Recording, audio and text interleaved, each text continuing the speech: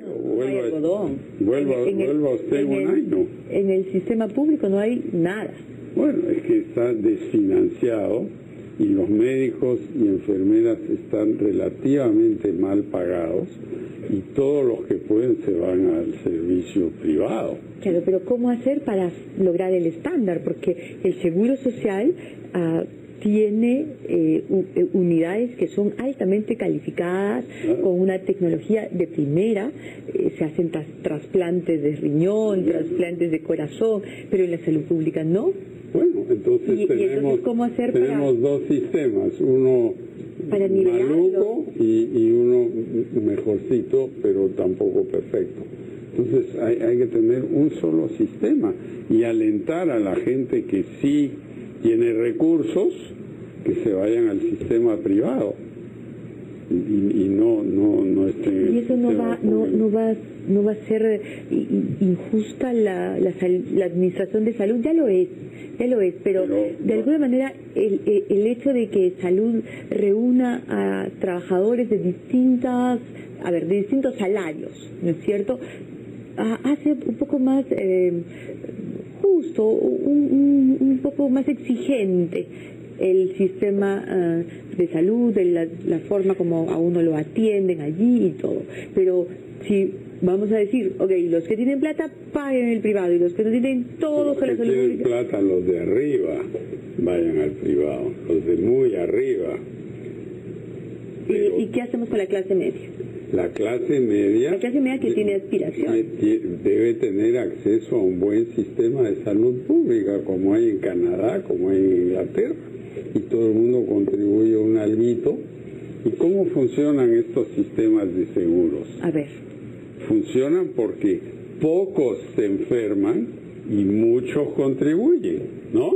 Es igual que un seguro de vida.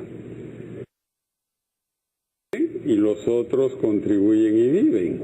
Por un tiempo, claro. Entonces, en la salud se parte de eso.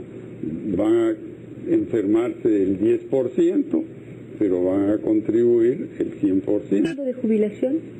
Fondo de jubilación, tenemos la ONP para los que estaban en el sistema público y las AFP para los que deciden estar ahí. Y las AFP están funcionando bien, manejan 30.000 millones, pero si tuviéramos el doble de trabajadores privados formales, manejarían 60.000 millones de dólares, ¿no?, en vez de 30 hoy. Y entonces eso va a permitir que las AFP inviertan en, por ejemplo, las empresas de agua y compren los papeles de esas empresas para que tengan capital para hacer sus obras. O sea, se cambia el esquema. Cuando en su plan de gobierno habla usted de los usuarios como accionistas, ¿a qué se refiere? En el tanto del agua. Me refiero a lo que se hizo hace 10 años con el premio al buen pagador, que permitió que Mi Vivienda realmente despegara, ¿no?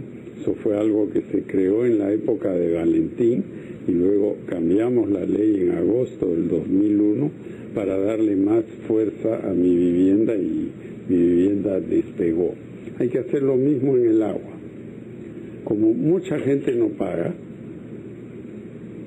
o paga poquísimo, o paga poco, o el medidor está trucado, vamos a darle a cada uno que paga su cuenta de agua puntualmente una acción.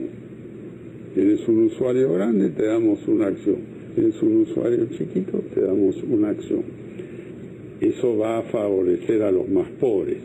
Y cada año los usuarios van a poder decir, yo me quedo con mis acciones o las vendo. Y si las vendo, las meto a la bolsa todas y se hace una licitación. ¿Quién paga más por este papel? Y así la gente va a ver, oye, vale la pena pagar mi cuenta de agua. Tengo un activo financiero si decido guardarlo, o me dan efectivo si decido venderlo. Y así va a cambiar el accionariado de estas empresas. En vez de ser dueñas son empresas que no son de nadie en realidad, de las municipalidades, pero hay 40 municipalidades alrededor de la ciudad de Piura que son dueñas de esta empresa, pero los alcaldes cambian, no hay un manejo técnico de la empresa, y ahora van a ser los ciudadanos, y los poco a poco, ¿no? Todo es un proceso que toma varios años, y estos ciudadanos van a insistir en que mejoren el servicio. Los ciudadanos o los usuarios van a ser accionistas para exigir calidad. Para poder participar en eso. Claro. Porque realmente es una pampa. Porque ahora uno prende el caño en los sitios donde hay agua, ¿y qué cosa se oye? Hay aire en las tuberías, no hay agua, ¿no? Y el desagüe, ¿a dónde va? Al río. Todo eso requiere un montón de inversión. Estamos hablando de 10.000 millones de dólares, 30.000 millones de soles en 10 años. Pero si reducimos las pérdidas de agua de las empresas de 40 a 50% donde están hoy a 15%, ya está financiada una buena parte del programa. Estamos hablando de fomentar un país con mayores posibilidades, con mejores espacios, pero el presupuesto es uno. Y entonces mi pregunta es la siguiente. A mí me parecen sumamente interesantes las propuestas que usted hace, pero hay prioridades en el presupuesto. ¿Qué se va a despriorizar? O sea, ¿qué otro tipo de cosas ya no van a ser prioridades? Porque la realidad es que el presupuesto es uno solo y por el momento y en los próximos años va a ser uno solo. Algunas cosas van a crecer más que otras.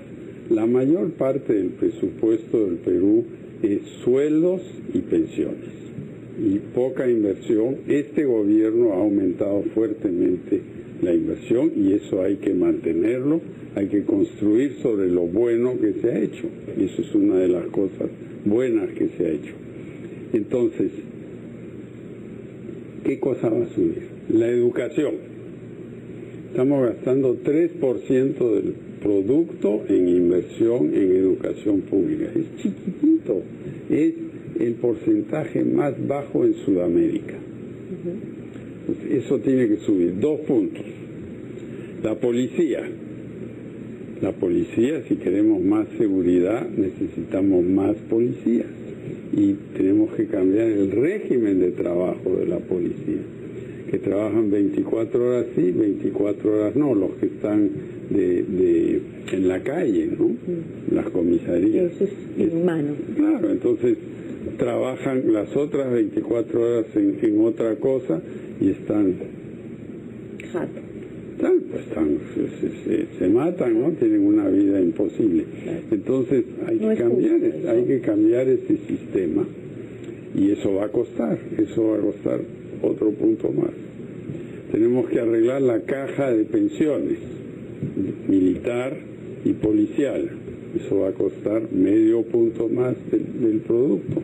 Y así vamos a necesitar 5 puntos más del producto.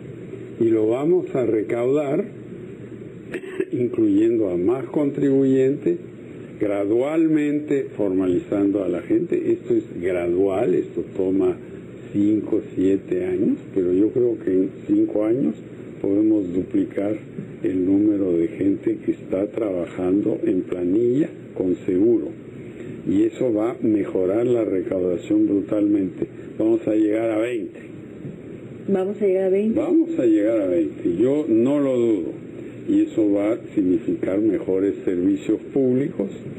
Y luego, si tenemos grandes proyectos que hacer, como por ejemplo el metro en Lima, las ciudades satélites para que la gente no viva en la punta de un cerro, unidades vecinales que se pueden financiar parte del gobierno, parte del sector privado. Ayer yo estaba dando vueltas por el RIMAC, ¿no? Y me hacían así, yo saludaba a la gente. Había una familia que estaba en una vieja casona que era obvio que estaba a punto de caerse. Y al mismo tiempo, en el mismo recorrido, pasé varios terrenos de varias hectáreas, terrenos inmensos que se podrían comprar. El Estado tiene el poder de expropiar algo que no está siendo usado y se promueve un proyecto de vivienda de 3, 4 pisos, porque si la ciudad es toda vivienda de 1 o 2 pisos, nos vamos a extender hasta ¿dónde? Hasta Chancay y Cañete, ¿no? Yo creo que la idea de las ciudades satélites es fundamental, ¿no? Y la otra cosa es el metro. ¿No es un poco tarde para acudir a asistir a Lima? Porque Lima ha crecido como un pulpo. Bueno, claro, crece sobre todo hacia los cerros que están al este, porque eran propiedad de nadie, han sido invadidos y por traficantes de terreno que luego venden terrenos bamba en realidad, porque no son de nadie, no tienen títulos. Y hay que ponerle sistemas especiales, porque ahí no se puede poner el agua. Entonces mejor de una vez hagamos un metro, planifiquemos bien la ciudad. Y el metro, ¿cómo se financiará? Porque eso sí cuesta un montón, estamos hablando de miles de millones de dólares. Con endeudamiento internacional. La deuda pública del Perú baja cada año, como porcentaje, ¿no?